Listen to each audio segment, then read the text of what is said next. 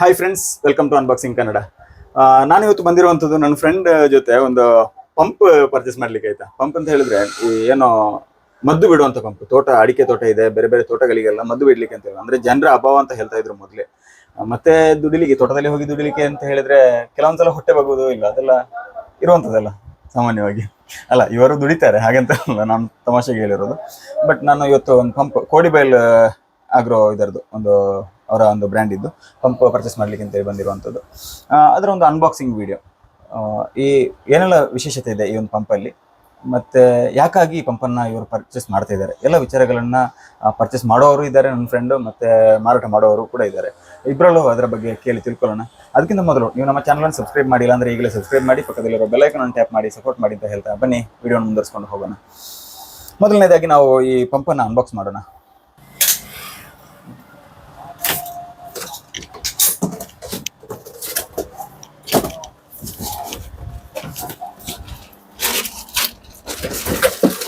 ಈ ಒಂದು ಪಂಪಲ್ಲಿ ಏನೆಲ್ಲ ವಿಶೇಷತೆ ಇದೆ ಅಂತ ಹೇಳೋದನ್ನೆಲ್ಲ ಅವರಿಂದ ಕೇಳ್ತಿರ್ಕೊಂಡು. ಆಯ್ತಾ, ಶಾಪ್ನ ಓನರ್ ಕೊಟ್ಟು ನನ್ನ ಜೊತೆ ಇದ್ದಾರೆ. ಬನ್ನಿ, ಈ ಪಂಪ್ನ ಬಗ್ಗೆ ನಾವು ಈ ಒಂದು ಶಾಪ್ನ ಮಾಲಕರಾದಂತಹ ರವಿ ಗಣೇಶ್ ಅವರಲ್ಲಿ ಕೇಳಿ ತಿಳ್ಕೊಳ್ಳೋಣ. ಏನೆಲ್ಲ ವಿಶೇಷತೆ ಇದೆ, ಯಾಕಾಗಿ ಪಂಪನ್ನು ಯೂಸ್ ಮಾಡ್ಲಿಕ್ಕೆಲ್ಲ ಆಗ್ತದೆ, ಎಷ್ಟು ಜನ ಸೇಮ್ ಟೈಮಲ್ಲಿ ಇದರಲ್ಲಿ ಮದ್ದು ಬಿಡ್ಬೋದು, ಎಷ್ಟು ಇದಕ್ಕೆ ಪವರ್ ಎಲ್ಲ ಹೇಗೆ ಬರುತ್ತೆ, ಎಷ್ಟು ಮೈಲೇಜ್ ಸಿಗುತ್ತೆ, ಇದು ಅಂದರೆ ಪೆಟ್ರೋಲ್ ಹಾಕಿದಾಗ ಎಷ್ಟು ಗಂಟೆ ಯೂಸ್ ಮಾಡ್ಬೋದು, ಎಲ್ಲ ವಿಚಾರಗಳನ್ನ ಇವರಿಂದನೇ ಕೇಳಿ ತಿಳ್ಕೊಳ್ಳೋಣ. ನಮಸ್ತೆ ರವಿ ಗಣೇಶ್ ಅವರೇ. ನಮಸ್ತೆ. ಈ ಒಂದು ಪಂಪ್ನ ಬಗ್ಗೆ, ಅಂದರೆ ಕಾಶಿನಾಥ್ ಅವರು ಈ ಒಂದು ಪಂಪ್ ಪರ್ಚೇಸ್ ಮಾಡ್ಬೇಕಂದ್ರೆ ನನಗೆ ಇದರ ಒಂದು ಮಾಹಿತಿ ನಮ್ಮ ವೀಕ್ಷಕರಿಗೆ ಕೂಡ, ಅಂದರೆ ಈ ಒಂದು ಪಂಪಲ್ಲಿ ಏನೆಲ್ಲ ವಿಶೇಷತೆ ಇದೆ ಎಲ್ಲ ವಿಚಾರಗಳನ್ನ ನಮ್ಮ ವೀಕ್ಷಕರಿಗೆ ತಿಳಿಸ್ಕೊಳ್ಳೋಣ ಅಂತ ಸಣ್ಣ ಒಂದು ಪ್ರಯತ್ನ ಮಾಡ್ತಾ ಇರುವಂಥದ್ದು. ಮೊದಲನೇದಾಗಿ ನಾನು ಕೇಳುವಂಥದ್ದು, ಈ ಒಂದು ಪಂಪ್ ಏನೆಲ್ಲ ಯೂಸ್ ಇದೆ ಅಂತ ಹೇಳೋದು. ಅಂದ್ರೆ ಇದು 4 ಸ್ಟ್ರೋಕ್ ಪೆಟ್ರೋಲ್ ಆಯಿಲ್ ಮಿಕ್ಸ್ ಮಾಡೋದಂತ machine. Oil mix ಮಾಡ್ಲಿಕ್ಕಿಲ್ಲ. Okay. 4 stroke ಅಂದ್ರೆ ಸೀದಾ ನಾವು ಮಾಮೂಲಿ ವೆಹಿಕಲ್ಗಳಿಗೆ ಯೂಸ್ ಮಾಡ್ತೀವಿ ಅದೇ ರೀತಿ ಯೂಸ್ ಮಾಡ್ಲಿಕ್ಕೆ ಇರೋದು. ಮತ್ತೆ ಇದರಲ್ಲಿ ಮೇಂಟೆನೆನ್ಸ್ ತುಂಬಾ ಕಡಿಮೆ. ಓಕೆ. ಯಾವ್ದು ಸಣ್ಣ ಪೋರ್ಟೇಬಲ್ ಪಂಪ್ಗಳಲ್ಲಿ ಆದ್ರೆ ಅಂದ್ರೆ ಒಂದು 5-6 ಬ್ಯಾರಲ್ ಸ್ಪ್ರೇ ಆಗುವಾಗ ಲೀಕೇಜ್ ಸ್ಟಾರ್ಟ್ ಆಗ್ಲಿಕ್ಕೆ ಅಂದ್ರೆ ಅವರು ಮೊದಲು ಸಣ್ಣದು ಯೂಸ್ ಮಾಡ್ತಾ ಇದ್ರು, ಅವರಿಗೆ ಆ ಪ್ರಾಬ್ಲಮ್ ಬಂದಿದೆ, ಹಾಗೆ ಈಗ ದೊಡ್ಡದಕ್ಕೆ ಅಪ್ಗ್ರೇಡ್ ಆಗ್ತಾ ಇದ್ದಾರೆ. ಸರಿ. ಇದರಲ್ಲಿ ಅಂದ್ರೆ ಮೇಂಟೆನೆನ್ಸ್ ತುಂಬಾ ಕಡಿಮೆ. ಹಾಗಂತೇಳಿ ಇದರಲ್ಲಿ ನಾವು ಕೂಡ ಜಾಗ್ರತೆ ಮಾಡಿದಷ್ಟು ಮತ್ತು ಕೂಡ ಮೇಂಟೆನೆನ್ಸ್ ಕಡಿಮೆ ಅಂತ ಅಷ್ಟೇ. ಅಂದ್ರೆ ಕಂಪ್ಲೇಂಟ್ಗಳು ಕಡಿಮೆ ಅಂತ. ಅಂದ್ರೆ ಇದರಲ್ಲಿ ಏಕಕಾಲದಲ್ಲಿ ಎಷ್ಟು ಜನರಿಗೆ ಮದ್ದು? 4 ಜನರ ತನಕ ಬಿಡ್ಲಿಕ್ಕೆ ಆಗ್ತದೆ. 4 ಜನರಿಗೆ ಅಂದ್ರೆ 4 ಸೈಡಿಂದ ಪೈಪ್. ಇದಕ್ಕೆ ಈಗ ಇದರಲ್ಲಿ ಆಲ್ರೆಡಿ 2 ಕೊಟ್ಟಿದ್ದಾರೆ ಗೇಟ್ ವಾಲ್. ಇನ್ನು ಅದಕ್ಕೆ 2 ಸ್ಪಿಟ್ಟರ್ ಹಾಕೊಂಡು 4 ಜನ ಬಿಡ್ಬೋದು, ಸ್ಪ್ರೇ ಮಾಡ್ಬೋದು. ಇದರಲ್ಲಿ ಅಂದ್ರೆ ಈಗ ಅದರ ಪವರ್ ಹೇಗೆ ಬರುತ್ತೆ? ಅದು 6.5 HP ಇಂಜಿನ್ ಬರ್ತದೆ. ಇದು 22 ಅಂತ HTP ಅಲ್ಲಿ. ಅಂದ್ರೆ 1 ನಿಮಿಷಕ್ಕೆ ಇದು 25 ಲೀಟರ್ ತನಕ ಔಟ್ಪುಟ್ ಕೊಡ್ತದೆ. 1 ನಿಮಿಷಕ್ಕೆ 25 ಪ್ರೆಷರ್ ಅಲ್ಲಿ ಇರ್ತದೆ. ಹೌದು. ಅಂದ್ರೆ ಈ HP ಇಂಜಿನ್ HP ದೊಡ್ಡದು ಹಾಕಿದ್ರೆ 25 ಲೀಟರ್ ತಗೊಳ್ಳಿಕ್ಕೆ ಆಗ್ತದೆ. ಸಣ್ಣ ಇಂಜಿನ್ ಆದ್ರೆ 10 ಲೀಟರ್ ಬರ್ತದೆ. ಹಾಗೆ ಈಗ ಇದು RPM ಮೇಲೆ ಡಿಪೆಂಡ್ ಅದರದ್ದು. ಸರಿ. ಈಗ ಈ ಒಂದು ಪಂಪಿಗೆ ಎಷ್ಟು ಕಾಸ್ಟ್ ಇದೆ? ಸಾಧಾರಣ ಇದಕ್ಕೆ ಒಂದು 16 ರಿಂದ 17 ಸಾವಿರ ಒಂದು ಮೆಷಿನ್ಗೆ ಬೀಳ್ತದೆ. ಪೈಪ್ ಅದೆಲ್ಲ ಸೆಟ್ ಸೇರಿ. ಹೌದು. ಅಂದ್ರೆ ವಾರಂಟಿ ಅಂದ್ರೆ ಕಂಪನಿ ವಾರಂಟಿ ಕೊಡ್ತಾ ಇಲ್ಲ ಈಗ ಸದ್ಯಕ್ಕೆ. ಯಾಕಂದ್ರೆ ಈ ಕಾಂಪಿಟೇಷನ್ ರೇಟ್ ಅಲ್ಲಿ ಅವರಿಗೆ ಸರ್ವಿಸ್ ಮಾಡ್ಲಿಕ್ಕೆ ಮೇಂಟೈನ್ ಮಾಡ್ಲಿಕ್ಕೆ ಆಗುದಿಲ್ಲ. ಅದಕ್ಕೆ ಬೇಕಾಗಿ ಕಂಪನಿ ವಾರಂಟಿ ಕೊಡ್ತಾ ಇಲ್ಲ. ಬಟ್ ನಾವು ಸರ್ವಿಸ್ ಮಾಡಿ ಕೊಡ್ತೇವೆ. ಏನೋ ಸಮಸ್ಯೆ ಇದ್ರು ಕೂಡ ನಾವು ರೆಡಿ ಮಾಡಿ ಕೊಡ್ತೇವೆ. ಇದು ಎಷ್ಟು ಮೈಲೇಜ್ ಅಂತ ಹೇಳುವಂಥದ್ದು? ಈಗ ಅಂದ್ರೆ ನಾವು ಒಂದು 2.5 ಗಂಟೆಯಿಂದ ಮೇಲೆ ಬರ್ತದೆ. 1 ಲೀಟರ್ ಪೆಟ್ರೋಲಿಗೆ 2.5 ಗಂಟೆ ಮೇಲೆ ಬರ್ತದೆ. ಯಾಕಂದ್ರೆ ಒಂದು ಇಡೀ ದಿವಸ ಕಮ್ಮ ಮಾಡಿದ್ರೆ 3 ಲೀಟರ್ ಪೆಟ್ರೋಲ್ ಇದ್ರೆ ಇಡೀ ದಿವಸ ವರ್ಕ್ ಮಾಡ್ಲಿಕ್ಕೆ ಆಗ್ತದೆ. ಮತ್ತೆ ಅವರವರ ಯೂಸ್ ಮೇಲೆ. ಯಾಕಂದ್ರೆ ಇದು ಕೆಲವರು ಎಂತ ಮಾಡ್ತಾರೆ ಅಂದ್ರೆ ಇಂಜಿನ್ ಸ್ಪೀಡ್ ಜಾಸ್ತಿ ಇಟ್ಕೊಂಡು ವರ್ಕ್ ಮಾಡ್ತಾರೆ, ಆವಾಗ ಮೈಲೇಜ್ ಕಡಿಮೆ ಆಗ್ತದೆ. ಹೌದು. ಹೈಡ್ಲಿಂಗ್ ಅಲ್ಲಿ ಇಟ್ಕೊಂಡು ಅಂದ್ರೆ ರಿಟರ್ನ್ ಹೋಗುದೆಲ್ಲ ಅಡ್ಜಸ್ಟ್ಮೆಂಟ್ ಸರಿ ಮಾಡಿ ಇಟ್ಕೊಂಡ್ರೆ ಮೈಲೇಜ್ ಒಳ್ಳೇದು ಬರ್ತದೆ. ಮತ್ತೆ ಎಕ್ಸಾಕ್ಟ್ ಇಷ್ಟೇ ಸಿಗ್ಬೋದು ಅಂತ ಹೇಳಿಕ್ಕೆ ಬರೋದಿಲ್ಲ. ಒಬ್ಬೊಬ್ಬರ ಉಪಯೋಗದ ಮೇಲೆ ಡಿಪೆಂಡ್. ಎಷ್ಟು ಹೈಟ್ ವರೆಗೆ ಇದನ್ನ, ಎಷ್ಟು ಹೈಟ್ ನಾವು ಎಷ್ಟು ಮೇಲೆ ಹೋಗ್ತೇವೆ ಅಷ್ಟು ಬರ್ತದೆ. ಅಷ್ಟು ಪ್ರೆಷರ್ ಅದಕ್ಕಿಂತ ಸಮಸ್ಯೆ ಇಲ್ಲ. ಅಂದ್ರೆ ಇದರಲ್ಲಿ ಗನ್ ಯೂಸ್ ಮಾಡ್ಲಿಕ್ಕೆ ಅಂದ್ರೆ ಅದು ಈಗ ಇಷ್ಟು ದೂರ ಹೋಗುವಂತದ್ದು ಅಂತ ಯೂಸ್ ಮಾಡ್ಲಿಕ್ಕೆ ಆಗುದಿಲ್ಲ. ಬಟ್ ನಾವು ಗಟೋರಲ್ಲಿ ಸ್ಪ್ರೇ ಮಾಡುವ ರೀತಿ ಅದರಲ್ಲಿ 25-30 ಫೀಟ್ ಹೋಗ್ತದೆ ಇದರಲ್ಲಿ ಸ್ಪ್ರೇ ನೋಸಿಲ್ ಇಂದ. ಪ್ಲಸ್ ಮತ್ತೆ ನಾವು ಎಷ್ಟು ಈಗ 100 ಫೀಟ್ ಬೇಕಿದ್ರೆ ನೀವು ಪೈಪ್ ಅಥವಾ 500 ಮೀಟರ್ ಬೇಕಾದ್ರೆ ಪೈಪ್ ಹಾಕಿ ಏನು ಸಮಸ್ಯೆ ಇಲ್ಲ. ಅಷ್ಟು ಲಾಂಗ್ ಈಗ ಒಂದು ಕಡೆ ಇಟ್ಟುಕೊಂಡು 100-200 ಮೀಟರ್ ಪೈಪ್ ಹಾಕಿ ಎಲ್ಲರೂ ಯೂಸ್ ಮಾಡ್ತಾರೆ. ಈಗ ಹೆಚ್ಚಾಗಿ ಈ ಮೆಷಿನ್ ಎತ್ಕೊಂಡು ಹೋಗ್ಲಿಕ್ಕಿಲ್ಲ, ಒಂದು ಕಡೆ ಇಡುದು, ಅಂದ್ರೆ ಬೋರ್ಡ್ ಎಲ್ಲ ರೆಡಿ ಮಾಡುದು, ಅಲ್ಲೇ ರೆಡಿ ಮಾಡುದು, ಬಟ್ ಪೈಪ್ ಹಾಕ್ತಾರೆ. ಎಷ್ಟು ಉದ್ದ ಬೇಕು ಅಷ್ಟು ಪೈಪ್ ಹಾಕಿ ಯೂಸ್ ಮಾಡ್ಲಿಕ್ಕೆ ಆಗ್ತದೆ. ಓಡಾಟ ಎಲ್ಲ ಕಡಿಮೆ. ಇದನ್ನ ಎತ್ಕೊಂಡು ಆಚೀಚೆ ನಡೆಯುವ ಕೆಲಸ ಟೈಮ್ ಕೂಡ ಉಳಿತು, ತುಂಬಾ ಟೈಮ್ ಉಳಿತದೆ. ನೆಕ್ಸ್ಟ್ ನಾವು ಯಾಕಾಗಿ ಈ ಪಂಪನ್ನು ಯೂಸ್ ಮಾಡ್ತಾರೆ ಅಂತ ಹೇಳುವಂತ ನನ್ನ ಫ್ರೆಂಡ್ ಕಾಶಿನಾಥ್ ಅವರಲ್ಲಿ ಕೇಳ್ತಿರ್ಕೊಳ್ಳೋಣ. ಯಾಕಂತ ಹೇಳಿದ್ರೆ ಈಗ ಅವರು ಮಾತನಾಡಬೇಕಾದ್ರೆ ಹೇಳ್ತಾ ಇದ್ರು ಕೆಲಸದವರ ಅಭಾವ ಅಂತ ಹೇಳೋದು. ಬಟ್ ಇದಕ್ಕಿಂತ ಮೊದಲು ಅವರಲ್ಲಿ ಬೇರೆ ಏನಾದ್ರು ಪಂಪ್ಗಳು ಇತ್ತಾ ಈ ತರದ್ದು, ಅದನ್ನೆಲ್ಲ ಅವರಿಂದಾನೆ ಕೇಳ್ತಿರ್ಕೊಳ್ಳೋಣ. ಕಾಶಿನಾಥ್ ನಮಸ್ತೆ. ನಮಸ್ತೆ. ನಾನು ಕೆಲವಂಥದ್ದು ಈ ಒಂದು ಪಂಪನ್ನು ಯಾಕಾಗಿ ನೀವು ತಗೊಂಡಿದ್ರಿ ಅಂತ?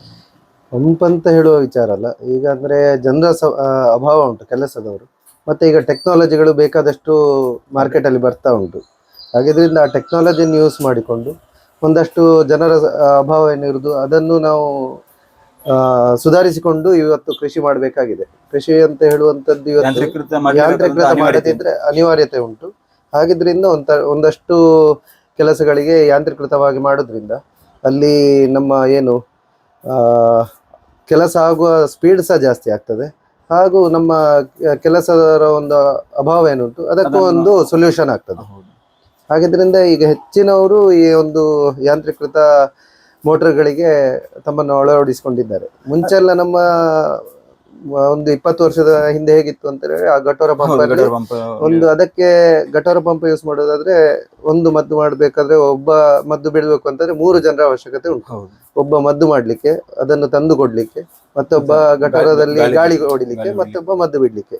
ಈಗ ಒಂದು 2-3 ಜನರ ಕೆಲಸವನ್ನು ಈಗ ಇಬ್ಬರೇ ಮೆಷಿನ್ ಬಂದಿರೋದ್ರಿಂದ ಒಬ್ಬ ಮದ್ದು ತಂದು ಕೊಡ್ಲಿಕ್ಕೆ, ಇದು ನಿಮ್ಮ ಗಟೋರ ಹಾಕುವ ಪಂಪ್ ಮಾಡುವ ಕೆಲಸವನ್ನು ಪಂಪ್ ಮಾಡಿ ಕೊಡ್ತದೆ, ಮೇಲೊಬ್ಬ ಸ್ಪ್ರೇ ಮಾಡ್ಲಿಕ್ಕೆ ಇದ್ರೆ ಆಯ್ತು. ಸೊ ನಮಗೆ ಈಗ ಜನರ ಅಭಾವ. ಈಗ ಈ ಹೊಸ ಒಂದು ಮೆಷಿನ್ ಯಂತ್ರದಲ್ಲಿ ಏನಂದ್ರೆ ಇದರಲ್ಲಿ 4 ಜನರಿಗೂ ಒಬ್ಬರೇ ಪಂಪ್ ಮಾಡುವ ವ್ಯವಸ್ಥೆ ಆಗ್ತದೆ. ಇಲ್ಲದಿದ್ರೆ ನೀವು ನೋಡಿ, ಈಗ 4 ಜನರಿಗೆ 8 ಜನ ಗಟರ ಪಂಪ್ ಮಾಡಿ ಕೊಡುವವರು ಬೇಕಿತ್ತು, 4 ಜನ ಮತ್ತು ಬೇಕಿತ್ತು, 4 ಜನ ಪಂಪ್ ಹೊಡಿಲಿಕ್ಕೆ ಮತ್ತು 4 ಜನ ಮದ್ದು ಬಿಡ್ಲಿಕ್ಕೆ. ಈಗ 4 ಜನ ಮದ್ದು ಬಿಡುವವರಿದ್ರೆ ಈ ಒಂದು ಮೆಷಿನ್ 4 ಜನರ ಕೆಲಸವನ್ನು ಒಂದು ಮೆಷಿನ್ ಮಾಡ್ತದೆ.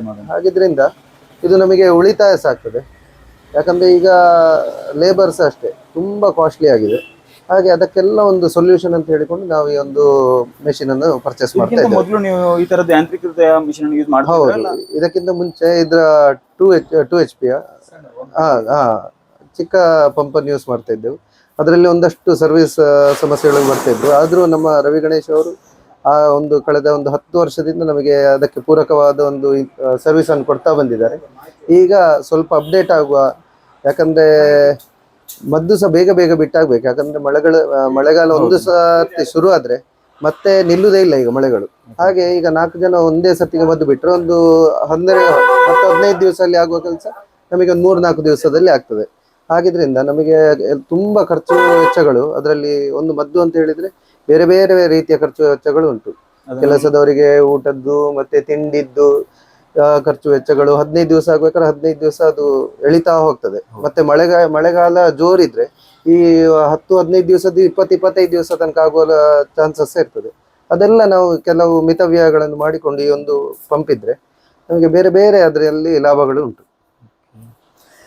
ಇವಿಷ್ಟು ಈ ಒಂದು ಪಂಪಿನ ಬಗ್ಗೆ ರವಿ ಗಣೇಶ್ ಅವರು ಮತ್ತು ಕಾಶಿನಾಥ್ ಅವರ ಮಾತುಗಳಾಯ್ತು. ಅದು ಈ ಒಂದು ಪಂಪಿನ ಬಗ್ಗೆ, ಈ ಪಂಪ್ ಅಂತಲ್ಲ, ಟೋಟಲ್ ಆಗಿ ಯಾಂತ್ರೀಕೃತ ಕೃಷಿಯ ಬಗ್ಗೆ ನಿಮಗೆ ಏನಾದರೂ ಸಲಹೆಗಳಿದ್ದಲ್ಲಿ, ಏನಾದರೂ ಅನುಮಾನಗಳಿದ್ದಲ್ಲಿ ಕಮೆಂಟ್ ಮೂಲಕ ತಿಳಿಸಿ.